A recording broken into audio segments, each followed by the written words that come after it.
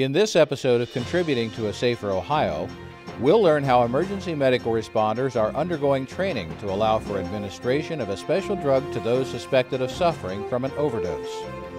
Plus, we'll hear how the Ohio Investigative Unit is combating the crime against internet casinos. But first, we'll hear how the Ohio Department of Public Safety is promoting teen driver safety. It's all coming up on this episode of Contributing to a Safer Ohio. September 2014 marked the first observance of Safe Driving Awareness Month in Ohio, a designation proposed by Senator Hughes and signed into law by Governor Kasich.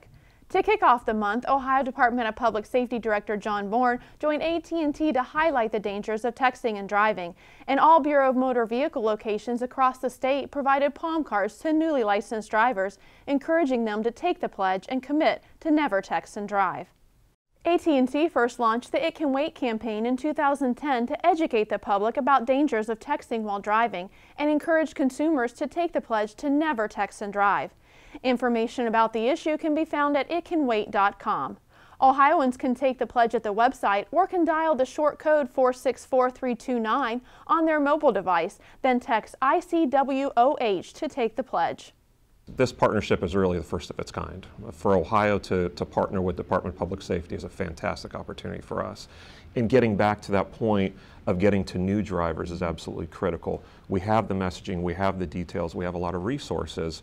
However, we couldn't get to the drivers when it matters the most, and that's the day they receive their driver's license. So to have a co-branded effort and an outreach to those new drivers with some of our materials was wonderful. AT&T and the Ohio Department of Public Safety further promoted the cause by hosting 2 additional events at the driver examination stations in Canfield and Parma, Ohio. The It Can Wait movement is making a difference. Awareness of the dangers of texting and driving has reached 97% or higher for every audience AT&T has polled. The campaign has inspired more than 5 million personal commitments to never text and drive. Teens are particularly at risk. While 97% of teens say they know texting while driving is dangerous, 75% say the practice is still common among their friends, according to an AT&T survey. We did 2 surveys, one of which was just to general commuters, that said 49% of the commuters said they still text and drive. And then we did another one with teens. Teens said, yeah, 97% admitted it was dangerous, but 43% of teens admitted to texting and driving. So it was obvious to us that, I think our focus up front was getting it to teen drivers and young drivers, but in reality, we need to get to every driver. In Ohio, it is illegal for drivers under the age of 18 to write, send, or read text-based messages, or even talk on the phone while driving. The penalty is a $150 fine and 60-day license suspension, and repeat offenders could face a $300 fine and a 1-year license suspension. For adults, the texting ban is a secondary offense. In addition to distributing the palm cards, the BMV, which oversees driver and motor vehicle licensing and registration, recently launched a new contest titled I Hold the Key to a Safer Ohio. Newly licensed drivers are encouraged to send the BMV a photo of themselves with their car keys right after they receive their license, along with a brief summary of how they will hold the key to a safer Ohio by committing to drive safe. Winners are selected quarterly and featured on the BMV's Facebook page and BMV's official website and in the deputy registrars across the state. They also will receive a special keychain. As a 17-year-old driver, if I have friends in my car, I tell them don't do nothing distracting, whether that's on the phone, making the music louder, just anything that can distract me from driving and focusing on the road. Other divisions within the Ohio Department of Public Safety also work to keep our drivers safe. The Office of Criminal Justice Services oversees the state driver training schools, and the Ohio State Highway Patrol aims to change driver behavior through education, awareness, and traffic enforcement efforts. Drug abuse in Ohio has become an epidemic, with unintentional drug overdoses being the leading cause of accidental death in Ohio since 2007, according to the Ohio Department of Health. Overdose of prescription medications, specifically opiates, are leaving communities across Ohio devastated and placing a strain on law enforcement, criminal justice, and Ohio healthcare resources. In an effort to reduce the number of deaths due to an increase of drug overdoses in Ohio, the State Board of Emergency Medical, Fire, and Transportation Services revised Ohio's EMS scope of practice last year to allow emergency medical responders and emergency medical technicians to administer intranasal naloxone to a person suspected of suffering from an overdose upon completion of training and the approval of the medical director. The naloxone administration, again, now is very easy to use. It can be given intranasally or by auto-injector. In Ohio, we're unique in that we require medical direction as well as training. We developed a training module that was designed for EMS but can be used by law enforcement, lay people, etc., so that they know, number one, how to administer it, number two, when to administer it, and three, some of the side effects that may occur so that they're prepared to handle some of the complications that can happen with naloxone. The module actually has gotten a lot of attention. Many states have adopted it. I know of several police departments in other states who have either adopted our training module or modified it to comply with their laws. And then recently we found out that that was one of the things that a representative from the White House Office of Drug Policy was also reviewing with the National Association of State EMS officials. EMS personnel see firsthand the devastation of opiate abuse and can offer a personal account of treatment.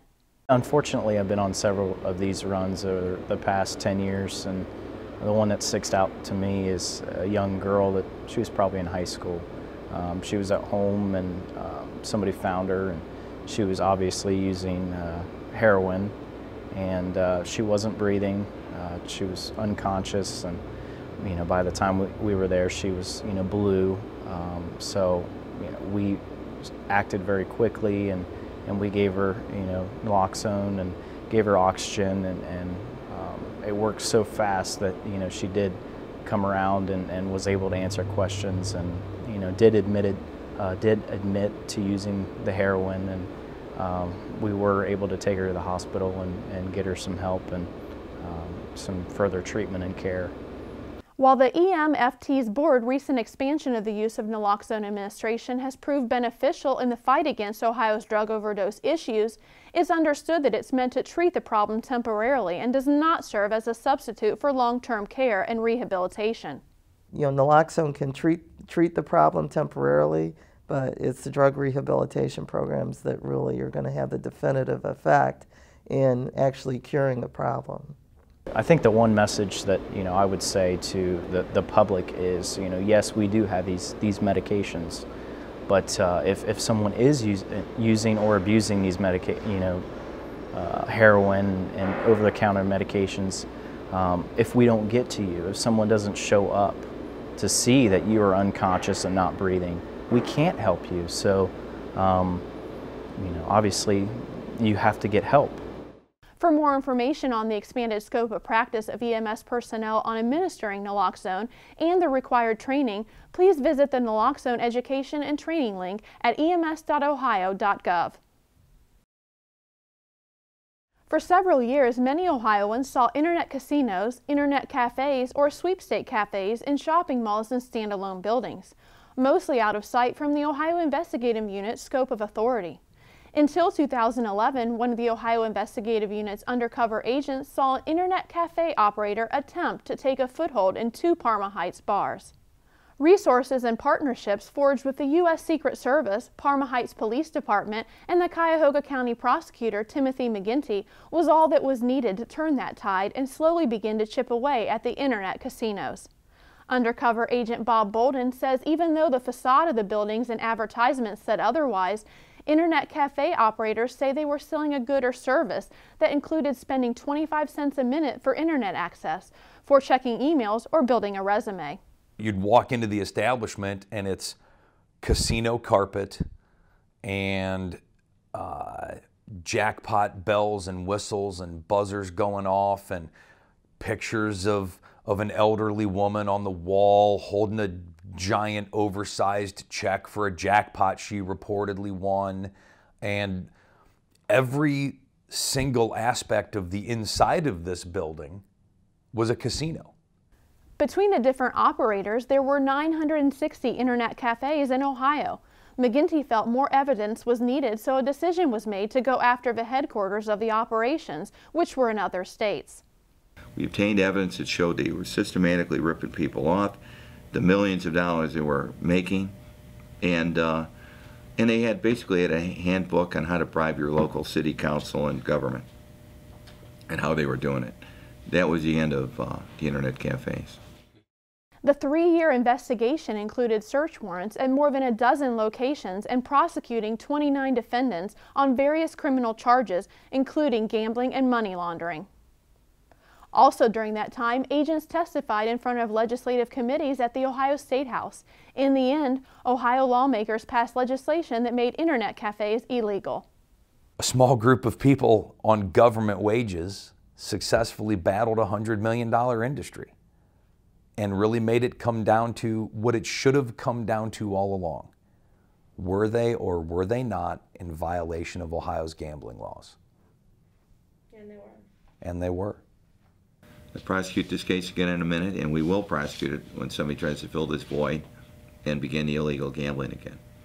In the end, more than $2 million in illegal proceeds were forfeited and divided among the agencies who investigated the case.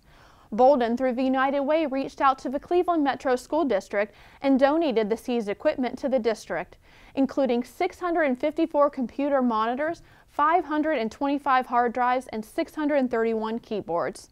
Recently, Bolden was honored by the National Liquor Law Enforcement Association as the Liquor Law Enforcement Agent of the Year for his work on this case. And the Ohio Investigative Unit also received the association's Public Safety Agency of the Year award because of the agency's dedication to reduce alcohol-related fatalities through the Traceback program.